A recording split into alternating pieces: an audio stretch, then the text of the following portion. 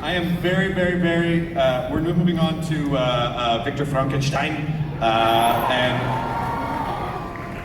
I'm about to show you the world premiere, you guys, of the Victor Frankenstein trailer right here.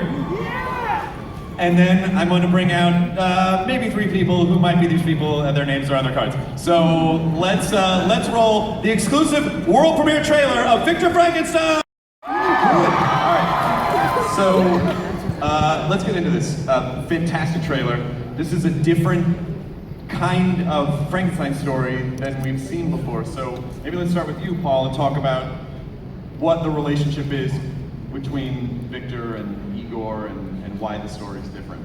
The relationship between Victor and Igor is, we find Igor at the beginning of the movie, and he's all hunchback and what you'd expect Igor to be. But then you kind of see that he's got this passion for anatomy and science and all those good things. And then he meets up with Victor Frankenstein, who also sees that in him. And together, they work together to build what is a prototype, and then it becomes a monster and all that stuff. And it's all about science. It's about this passion that they have for it, and also it's a love story between these 2 men, really.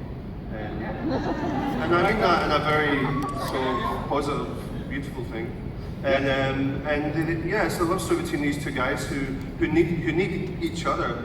In fact, Victor needs Igor probably more than Igor needs Victor in his life, and it's really about creating. It's actually about giving the name Frankenstein back to the scientist, or back to Victor Frankenstein. Yeah.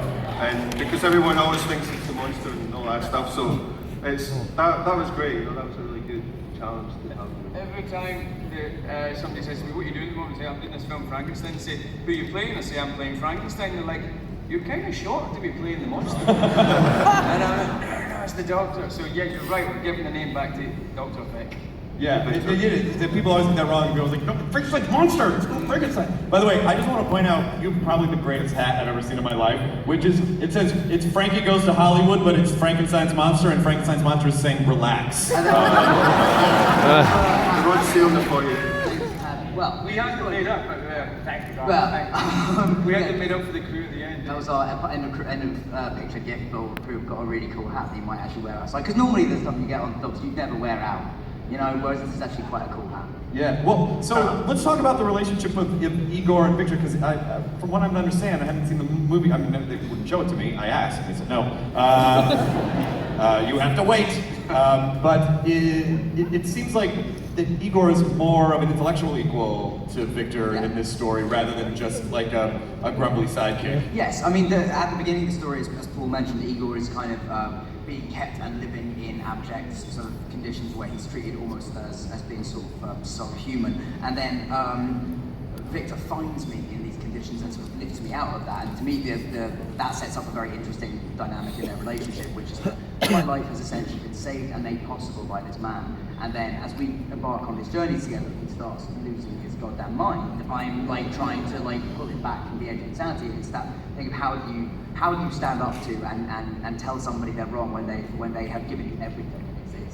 So the imbalance in that relationship and the tension that results from that is kind of what makes it interesting. And ultimately, you're behaving so badly that I'm the only person who sees you when you are at your most charming, charismatic. So I'm the only one who would have any desire to save you. Yeah, I mean, I think the movie's fueled by the fact not just about creating the monster and all that, but also these 2 guys are together who have such a good time together, and as an audience, I think you want them to be together. It's exciting, you're getting all these adventures and all these scripts.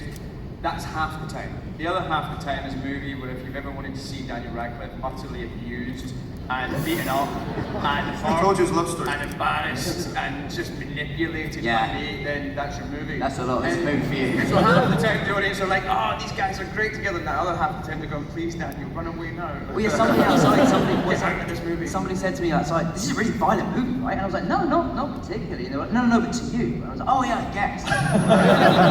But yeah, like we had, I get thrown around a lot, but it's good, I bounce. I mean, when... Yeah, it does. All right. Tumblr just imploded.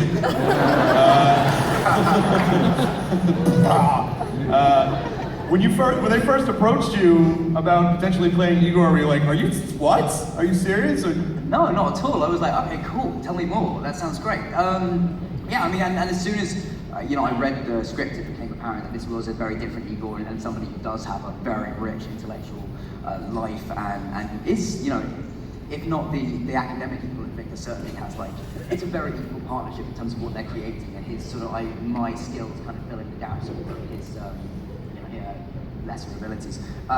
So yeah, I mean, but there was no I know. Sorry, what am I saying? Lesser abilities. Well, I supplement you.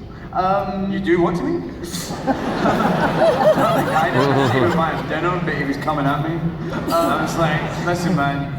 You want to put it there, go for it, but no hands. Yeah, Tumblr's dead. Tumblr's dead. Tumblr's dead. And 1,000 /fics were born. There's a sign here, this has got our names on it, it says, welcome to Comic-Con. Please be aware that many members of your audience may be under 18 years of age. We didn't say anything out of line. Anyway, not for everyone. For some actors, that's a little more of a warning. Don't flirt. It's a little more. Be careful. I know Comic-Con sounds like a party, but as per ID, it's worth it.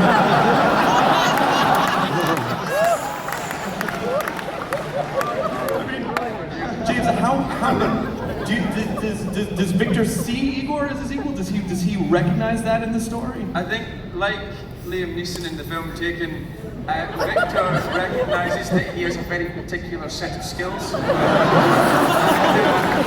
And he decides that he can use them and use him. But in doing that and manipulating him and totally abusing him and taking advantage of him, he actually comes to love him and care for him and love being with him. And he's excited by the prospect of somebody who is in some ways his equal.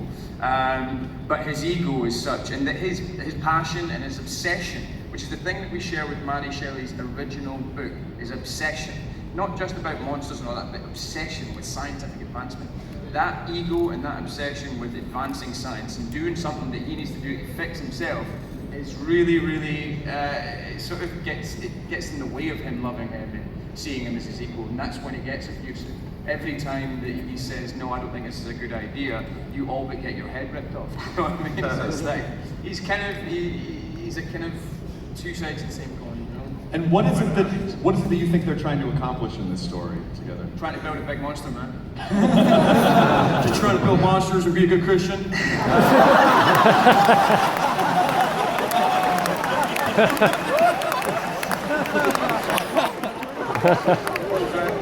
Love America and build monsters and shit. Yeah. I mean, I absolutely love it when.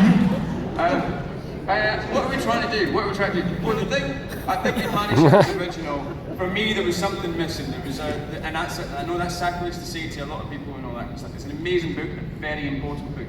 But for me, Victor was obsessed and crazy just because he was. I didn't really see a reason, whereas this story and what Max did and what you did and what we've done together is give him a reason for being so bloody crazy and then not cure him of that halfway through. In the book, he kind of just goes, I'll go for a vacation for 18 months in the woods and then I come back and I'm sorry. Now we need to kill the monster. Whereas in this, we keep him mad all the way to the end.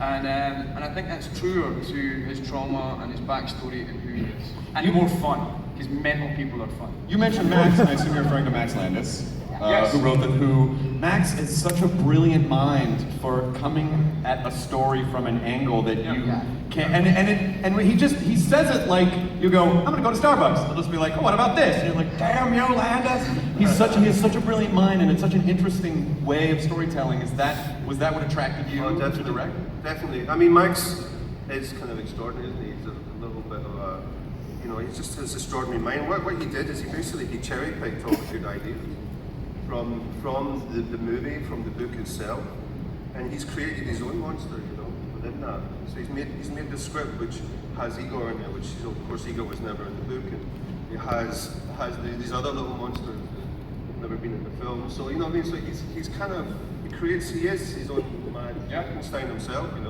I think he also is just it's unashamedly entertaining. and like, all the way through as well. It's like exciting. It's never just enough for it to be like, oh, you watch these two guys, like the story's always there's like an energy behind it, which I think is from the hip. Like, Yeah, I mean, there was never one scene in this movie where I just goes, right, I've got an easy day today. No. You know, it's just two guys talking. Not the way we did it, anyway. No, every single time we hit a scene, like, how physical and violent can we make this? How dangerous can we make this to each other? Come on, man. Yeah. And we're quite similar in like energy levels and in terms of physical ability, so we just kind of go at it with each other like every day, 12 hours a day. And then we filmed. No knee pads. You just Feel like I feel like he's doing it on purpose, but I don't know if he's doing it on purpose. that's how it is. I am a walking penis joke. That's all I am, man. Always really good. Yeah. But there's one scene we made like I mean subtly homoerotic, the one where you're like The first scene we shot. we shot together, which involves a lot of being thrown around. Oh, do you want to act it out, or do you just want to talk about it? Go for it. This is the enduring image that I'll take away from the first day of the shoot. Right? Wait, what are you doing?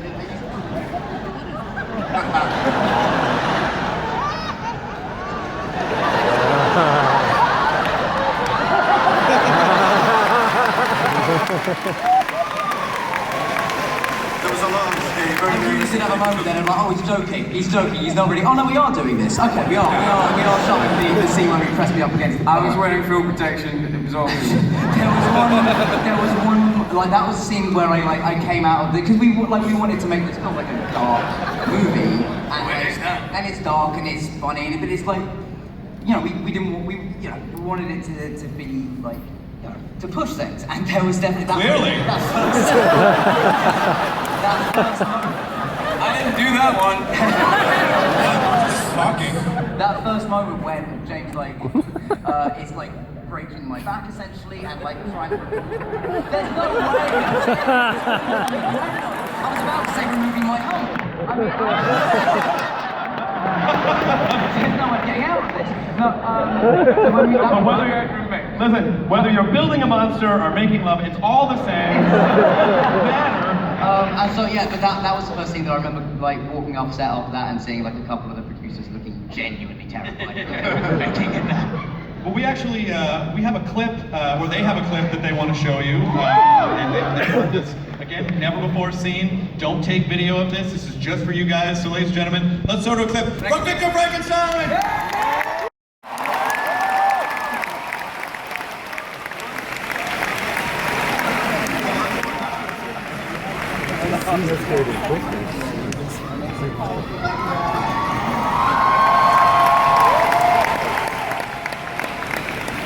All right.